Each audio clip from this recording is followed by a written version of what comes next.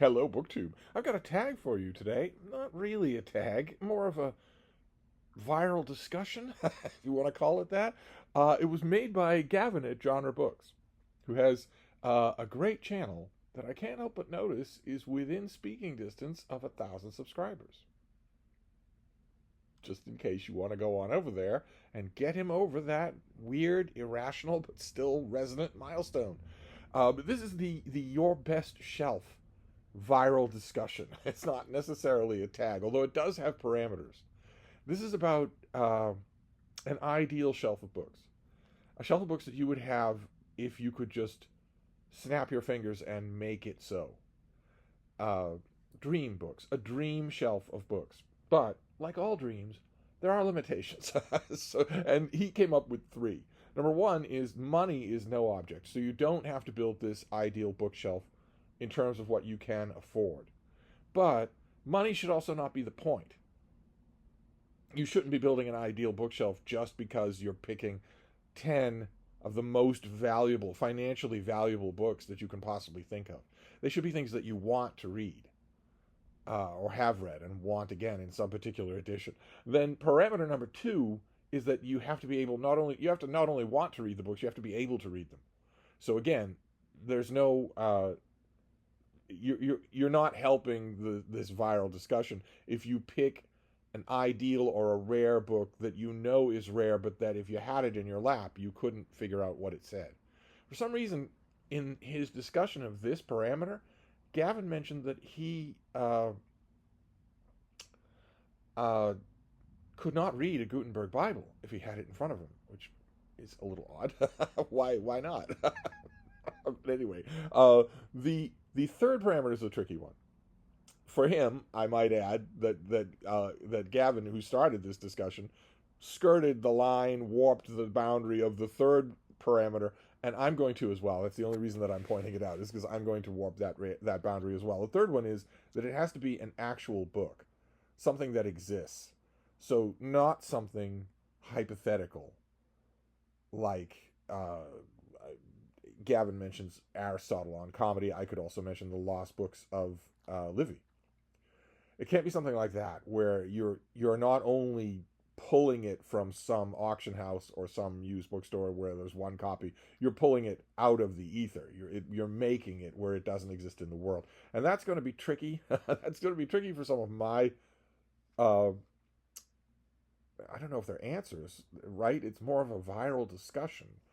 But some of the books that I have, I don't know essentially here with this parameter how far we're willing to go into the past imperfect. I don't know. I don't know how many English tenses this allows because some of the books that I'm going to talk about did at one point certainly exist. Whether or not they're in the world now, I don't know. So maybe that violates this parameter. Some of these things you would definitely have to warp space and time to get me what I want. But you wouldn't be inventing something. You wouldn't be creating something that never did exist or that hasn't existed in thousands of years. I don't know. It's a little bit of a technicality. But what you're supposed to do is pick 10 books that you would want. 10 very specific things that you would want for your ideal bookshelf. And for my number 10, I picked Sicilian Vespers by Stephen Runciman. Which, not the book. The book is readily available, but one particular edition. One particular edition that it was signed, it was personalized to me, it was personalized to me rather extensively, and I treasured it. And it this is where we get into trouble right away with the third parameter. It fell down a crevasse in the Alps, and for all I know, it's still falling. For all I know, there was a bit of sliding involved. There was a bit of panic involved. There was a bit of gear that kept on sliding because it was a choice between letting gear go sliding or letting dogs go sliding. So I made the obvious choice, and that stuff slid until it could slide no more, catapulted into the air, and fell. Now, knowing the environmental conditions where I was, That book, that particular copy of Sicilian Vespers, is almost certainly not only intact but non-degraded.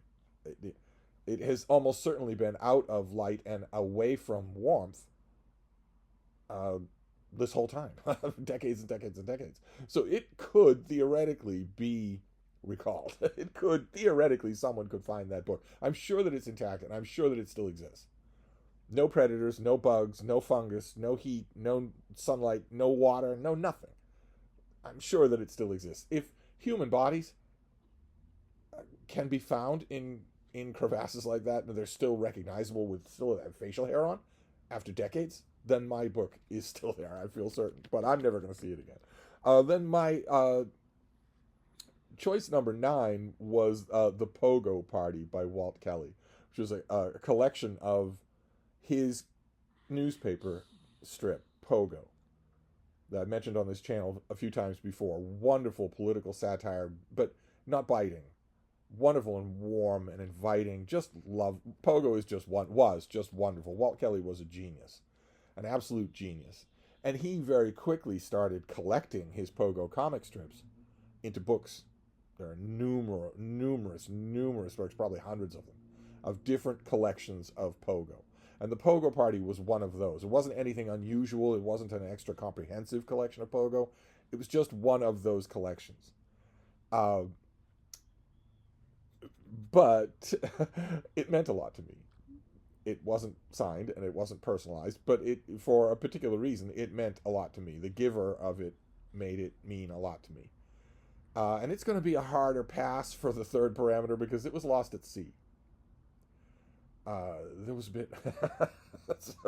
I realize just now that all these anecdotes are reflecting poorly on my boys. There was a bit of roughhousing going on deck, and a whole bunch of things started to get thrown, and I was vainly saying, "Look, I can't mind the store and mind you people. Could you please behave yourself?" And it went over the side. Now, that's not a case like a crevasse in the Alps. That book is probably just gone. Uh, but I don't have a copy of it, any copy of it. So I guess I could claw my way back to legitimacy by saying that would be a book that it wouldn't be the same. It wouldn't be the same person that gave it to me, but I'm sure I could find a copy of the Pogo Party at the Brattle, for instance. So we'll move on to number 8, which is In High Places, by Arthur Haley, the author of Airport and Hotel and whatnot. These stupid potboiler novels that they're hammy, they're extremely over egged, but they are very enjoyable in a very sinful kind of way. And In High Places was not the one that broke out for Haley. Airport broke out for him, and Hotel. But In High Places about the career arc of a Canadian politician. It's a completely different kind of thing than Arthur Haley quickly realized.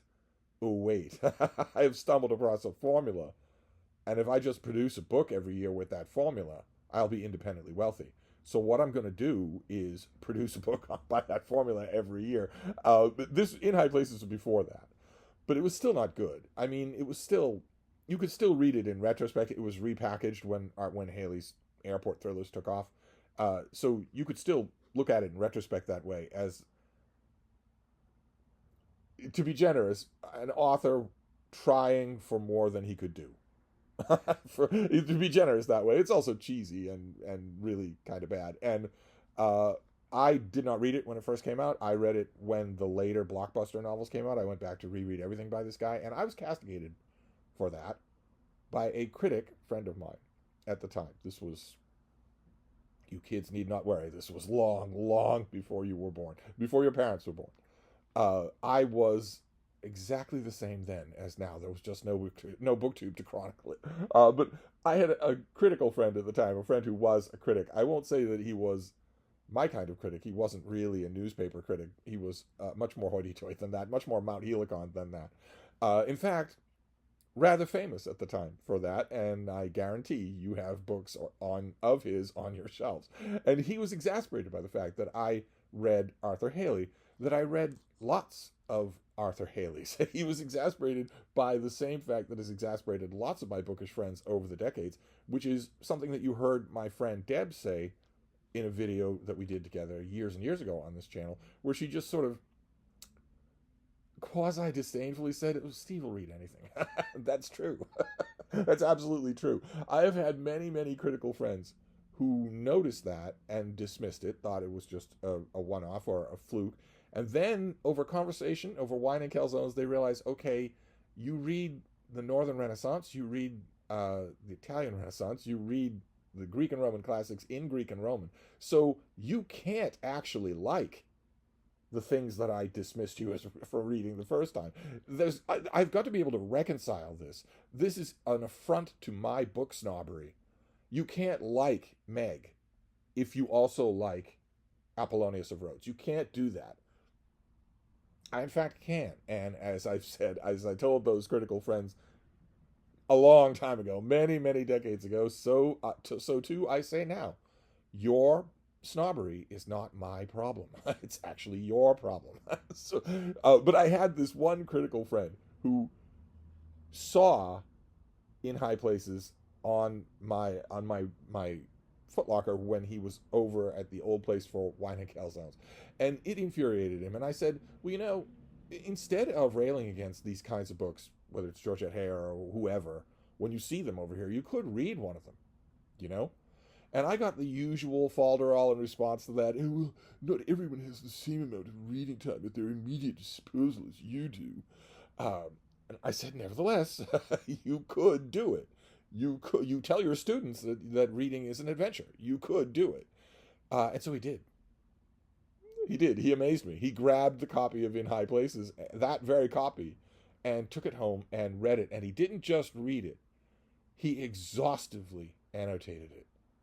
Tore it to shreds, but in a high level, in a Lionel Trilling type level. He tore it to shreds. Every margin space was filled with notes. The two back pages filled with notes. It must have taken. We're talking about a print and paper book here. They're not exactly friendly to annotation. It must have taken a lot of concentration for him to do that, and a lot of anger. And he handed it back to me and said, "That should settle things."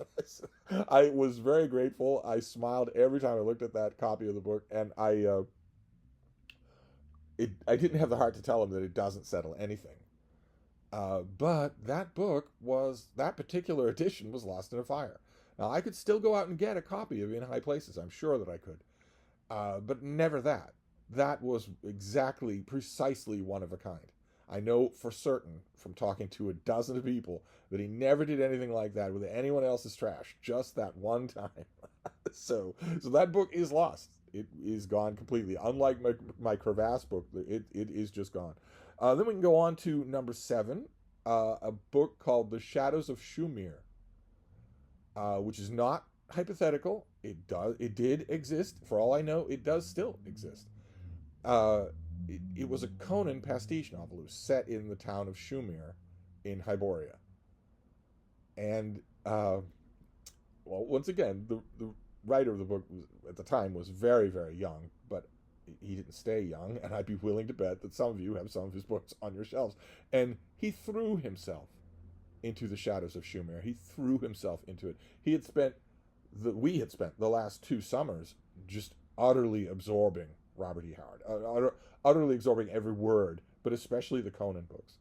And he threw himself into a pastiche. His idea was, why wouldn't a Conan pastiche novel have the resonance, not the language, not the ethos, but the resonance of Seven Pillars of Wisdom by Lawrence of Arabia? Why wouldn't that be true?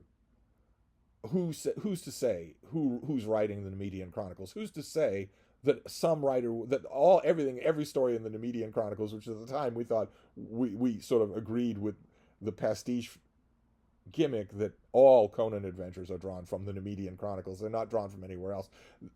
Little did we know that Conan pastiche novelists were not going to uphold that. They were just going to plop a novel in front of you. They weren't going to say how anybody knows this. But we were hugely fans of the Silmarillion, which takes pains to tell you how we know any of the things you've just read. So my friend wrote The Shadows of Shumir, and I used to tease him, Thursday or Friday would come around, and I would say, "Well, you're going to be over here, right? You're coming over for wine and calzones. Can't spend your whole week sober." And when he was in the heat of Shadows of Schumer, he said no. And I remember thinking distinctly, again, this was a very, very long time ago, but I remember thinking distinctly, there's no way that this Conan story of his will be worth giving up company. Company is all important. Company is everything. It's the whole reason that we're here. Uh, and then he gave it to me. He wrote it out. He finished it. He typed it. He double typed it. So there was at least 2 copies that I know of. And is whatever, easily the best Conan pastiche novel that I have ever read. Easily. It was one of the best fantasy stories that I've ever read. 180 something pages typed. Never slowed down, never anything but genuinely revelatory in its insights.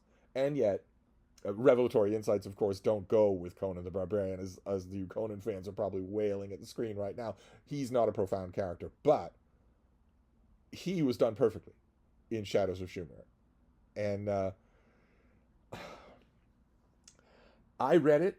My friend wanted notes in pencil on the type thing. I don't know what he was thinking. There were no Conan pastiche novels at the time, so he certainly wasn't thinking of submitting it to a publisher.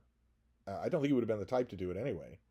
But he wanted my feedback, and I don't know for sure. There was one other person I think he might have wanted feedback from. I think one other person might have read Shadows of Schumer, and I'm pretty sure, especially you science fiction and fantasy fans, probably have a couple of her books on your shelf as well. But I'm not sure of that. I'm not sure that anybody read it but me. But I read it. I was bowled over by it, just blown away by how great it was. Actually apologized to my friend and said, not only was this a legitimate excuse for missing company, but this actually is what you thought it would be. This actually is the greatest Conan story of them all. And I wanted him to read my annotation, so I gave the manuscript back to him. The type copy that I had written on, I gave that back to him so he could read my notes, and it, for some reason, just never occurred to me to ask for it back or to ask for another copy. I don't know why. After all these years, I don't know why it never occurred to me to ask for a copy of that story, and I have no idea what happened to it. None at all. Him and all of his nearest and dearest are long gone. The other person that I suspect may have read this thing, if anybody did, is long gone. Is there a copy of that manuscript in a box somewhere, in an attic somewhere? I have no idea. No idea at all. I kick myself that I didn't keep it. You young people, let this be a sign of how grateful you should be to live in this present time, because you can't lose anything now. But once upon a time, you very much could. Once upon a time, you had to be careful about documentation. It would just not exist anymore. But anyway, that is number 7. Then for number 6, we have Charles Schulz, the author of Peanuts, the comic strip Peanuts. He did a little book called Happiness is a Warm Puppy. It was a tiny little thing. It sold like crazy. I know that this is all ancient history to you, but that little book sold like crazy. Peanuts was the most popular newspaper comic strip of the day by far. And everybody knew Lucy and Charlie Brown, and especially Snoopy. And not only that, but Happiness is a Warm Puppy was a little standalone thing. It wasn't like collecting Pogo. It was a little feel-good book, a tiny little thing that you could give to anybody for any reason at any occasion. And so people did. By the bucket load, they did. Oh my God, they did. I would love to know. I'm sure that the Charles Schulz Literary Estate doesn't make these figures public, but I would love to know how much of a bundle that book gave them. But at the time, it was also very popular to give that book when you were giving someone a dog. Now, I'm gonna skirt. Hopefully I'm gonna skirt a lot. This is actually my second try making this video, because the first time I just broke down bawling. So I'm going to try not to have that happen this time around. I'm also going to try not to get on my hobby horse and start railing about people giving living people to other people. It's almost never a good idea. So to give a dog as a present to somebody is almost never a good idea, especially if it's a surprise. Especially the person you just assuming the dog's going to be fine. Maybe when they get hungry that night and all the excitement's over, they'll walk into the kitchen and make themselves a sandwich. And of course, they'll know where to pee. They'll use the toilet like everybody else now. It's traumatic for everybody involved, but especially for the dog. But nevertheless, it was a very popular thing to do with Happiness is a Warm Puppy, to give that when you were giving someone a dog. And someone gave me a dog, a 16-year-old beagle. Someone gave me a 16-year-old beagle. Now, there was a whole backstory involved here that I don't need to get into here, because I'm going to try not to cry in this video, but this dog was stunned that his whole life was upended. All the places, all the scents, all the routines, everything upended. And suddenly he's somewhere new with a bunch of other dogs and a stranger. It wasn't the first time that has happened to me, and it wasn't the last time either. But in this particular case, 16 is old for a beagle, and he was old. He still had his senses, some of them, and he still had his brain, but he was traumatized. And I had at the time I had a bunch of beagles, and I had one beagle who was very nearly as old as this dog, but he wasn't old in any way. You would have thought he was 4 years old. And I instructed him, tell everybody, I don't want anyone bothering him. Give him time to get used to this place. And a day passed, and a second day passed, and then the third day passed, and he was suddenly a little more curious. And then the fourth day, he was sitting there, and he had one chair in one corner. It was his. I brought him his food. I made sure that he was comfortable. Didn't want to bother him. You acclimate at your own speed, and we'll all be here. And then on the fourth day, I saw him looking at me, and I went over, and I pressed my forehead against his, and I introduced myself. And 16 years of regular routine and vet visits and rolling around in the backyard and watching two kids grow up vanished from his mind. Just vanished completely. Suddenly, I introduced myself, and suddenly he realized that we were meeting. That he was meeting me, that he was okay, that he was as okay as it is possible for a dog to be. And he started to come out of his shell a lot. For a 16-year-old, a lot. And in a little bit of irony that I didn't think it was planned, I certainly didn't tell him to do it. One day I encountered him and saw him slowly, meditatively chewing Happiness is a Warm Puppy, the very volume that had come with him to my house. And I don't know, at the time I was a little more uptight about that sort of thing than I am now, than I have been for a long, long time. So I sort of gently took it away from him and said, there's lots of stuff here that you can chew on, but this book was a gift. I'd rather you not chew on any books. And I'd never told him anything to do before then, and I wasn't telling him then either. I was just saying it's a preference of mine, but he was happy to agree. So we left it alone, and we found other things for him to chew, and he didn't live all that long. I mean, he was very, very old. He died very happy. He spent the last few months of his life not only with me, but in a crowd of other people, of other dogs, sleeping next to him at night, licking his face, giving him a little sass when he was up for it. He died very, very happy. And once he died, and I got over it, I had that chewed on little book, and I thought what I've come to think now universally, which is the damage is wonderful. You come to treasure it. Even if a certain little hippo strips the carefully carved arm of a 200-year-old easy chair, you still eventually come to smile when you see it, no matter how mad it makes you at the time. So I was fully prepared to keep and treasure that copy of Happiness is a Warm Puppy. I have a new copy of it, but I was perfectly happy to keep that one as a keepsake of my old guest. But a few months after he died, it was torn to pieces by a gigantic crowd of unruly beagles, and so there was nothing left of it at all. So we couldn't reconstitute that book either. So I'm not doing all that well. Let's go on to number 5, which is The Tholian War. Star Trek fiction. it's a takeoff of the original series Star Trek episode The Tholian Web, in which the Enterprise encounters the Tholians, an alien species who new for television science fiction, American television science fiction, were largely mysterious. We don't really know much about them. They don't look humanoid, and they're weird, odd. They're not acting like normal enemies of the Enterprise. The Tholian Web is a very, very good episode. You can always tell a Benchwater episode of the original series when it's really good with McCoy and Spock, and the Tholian Web is really good with McCoy and Spock. The commander of the Tholian vessel that the Enterprise encounters in the Tholian Web is called Commander Loskeen. We don't know anything about him. We don't know anything about the Tholians. They were a rich source of the science fiction fan fiction, the Star Trek fan fiction that was done at the time, a rich source.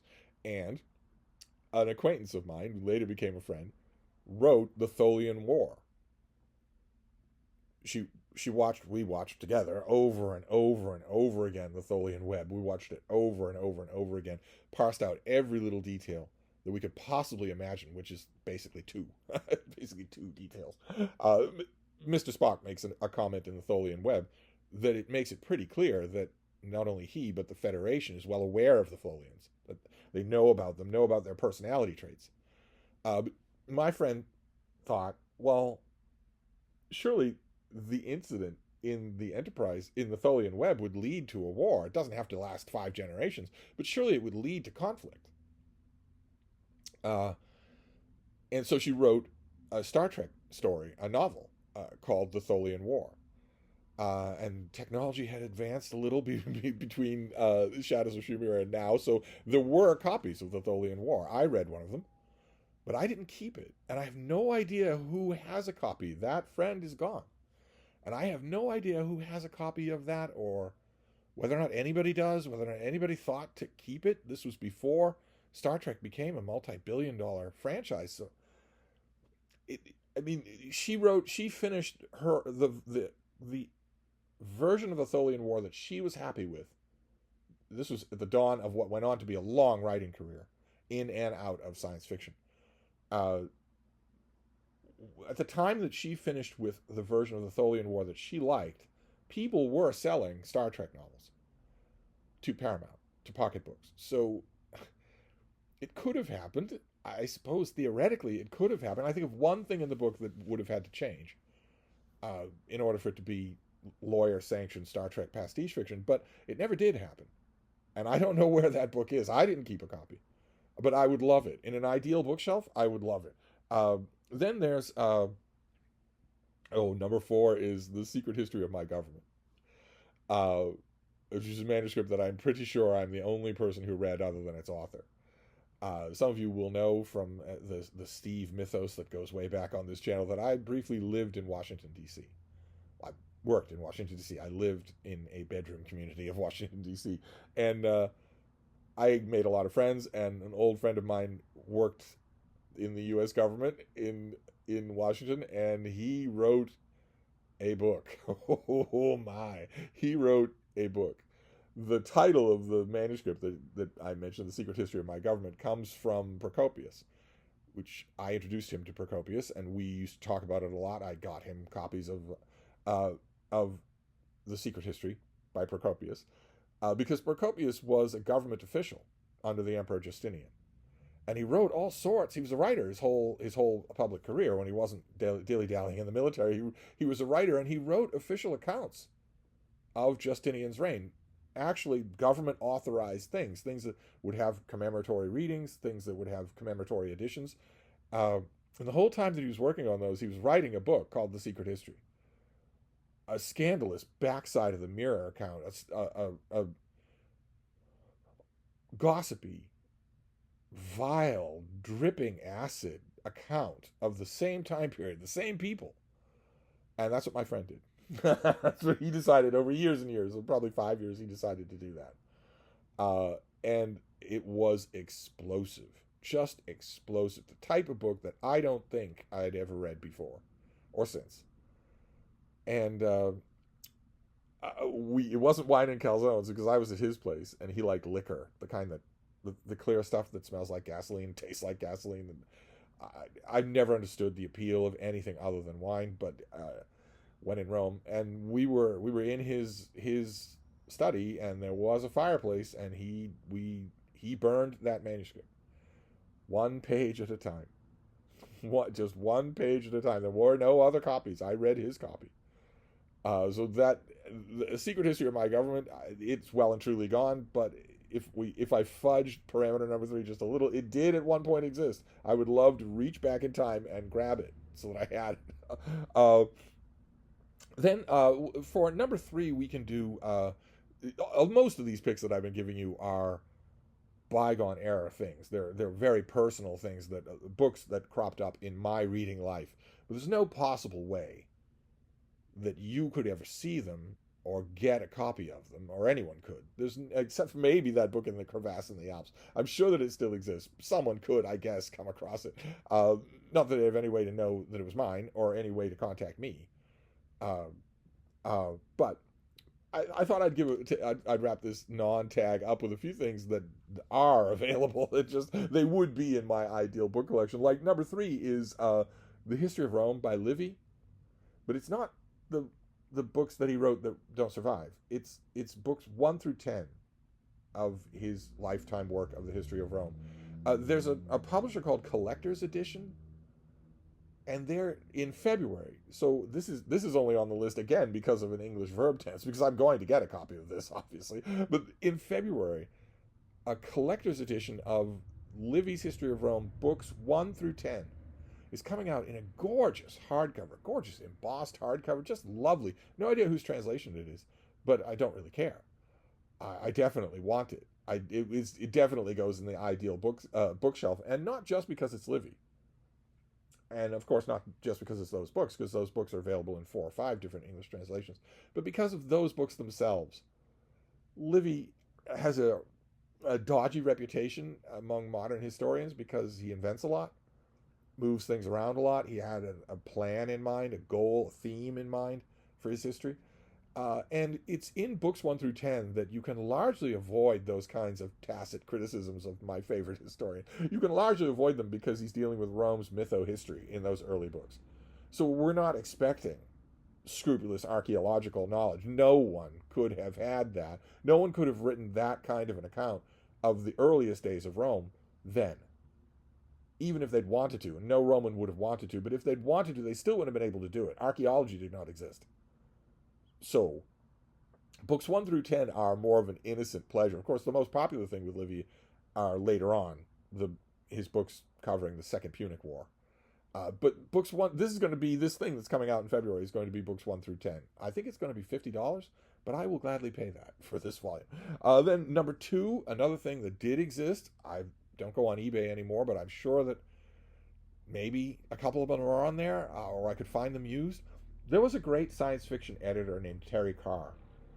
It's largely forgotten now. None of his books are in print now. None of the books that he edited are in print now. But he did a series of books, The Year's Best Science Fiction. He did like a dozen of those, or Baker's dozen of those, and they were great. He was great. Science fiction anthologies, of course, there have been a billion of them in science fiction history, but you know when you're in the hands of a great editor. Someone who's not just picking things because they're scratching the back of their friends, or they're going by sales numbers. You know when the editor has actually read all the stories and is picking the ones that really do have that zing, that particular electric charge. And Terry Carr did that. But he didn't just do it with science fiction. He had a regular series of horror anthologies, but he also had, for Timescape books, the old Timescape imprint on the top, he had things that he called fantasy annuals. They were the same thing. They were that year's best fantasy stories. And I don't know how many of them there were. I had 3 of them once upon a time. I don't know how long that series went on, but what I wouldn't give to have all of Terry Carr's fantasy annuals. What I wouldn't give. I don't have any of them. I never see them anymore. God knows how expensive they are, but in an ideal bookshelf, they would be there. Those anthologies would be there. I mean, all of his anthologies, maybe not the horror, but all the science fiction ones, I only have a handful of them, and all the fantasy annuals. I don't have any of those. I'd love to. I'd love to have those. Then we have number 1, and I have to split number 1 because I couldn't decide. My first number 1, 1.1, we go back to something that you can never have because it was lost to me. Although I could get a copy of it. There was a collected Shakespeare volume, a nice fat collected Shakespeare. I can't for the life of me remember which collected Shakespeare it was. Abbey, I could swear, was on the spine, but that might have been the editor, or maybe that was the publisher. I don't know. It was a big fat red hardcover.